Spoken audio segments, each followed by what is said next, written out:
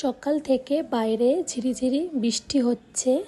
এখন একটু কম হয়েছে, ঘড়িতে বাজে এখন 12টা। রান্না করতে হবে। আজকে ভাবছি বেশি কিছু করব না, ডাল বাঁধাকপি এগুলোই করব। তো আজকে আমি যেভাবে বাঁধাকপি করছি সেই রেসিপিটাই তোমাদের সঙ্গে শেয়ার করছি। এইভাবে বাঁধাকপি বানালে আমার বরের খুবই পছন্দ হয়। তার জন্য এখানে আমি কড়াইতে সাদা তেল গরম করে তাতে শুকনো লঙ্কা, তেজপাতা আর সাদা জিরে ফোড়নে দিয়েছি। একটা ছোট আলু কেটে সেটাও দিলাম তেলে। এবার অল্প লবণ হলুদ দিয়ে আলুটাকে ভেজে নেব। আর এখানে আমি পাকা চেরা লঙ্কা দিয়ে দিয়েছি। আর এদিকে বাঁধাকপিটাও আমি কেটে ধুয়ে এখন এর মধ্যে মিশিয়ে দিচ্ছি। এবার বাঁধাকপিটা আমি ঢেকে ঢেকে ভালো করে ভেজে নেব।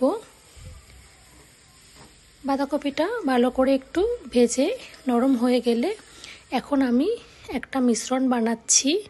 তার জন্য অল্প একটু বেসন, জিরের গুঁড়ো, ধনের গুঁড়ো আর একটু গরম মশলার গুঁড়ো একটা জলে ভালো করে মিশিয়ে এই বাঁধাকপির মধ্যে এখন আমি দিয়ে দেব। এবারে মিশ্রণটা দিয়ে ঢেকে ঢেকে আর একটু কিছুক্ষণ বাঁধাকপিটাকে রান্না করে নিতে হবে। এই যে মোটামুটি বাঁধাকপিটা কুক হয়ে গেছে। এবার এর মধ্যে দেব আমি ফ্রেশ ক্রিম বা দুধের সর।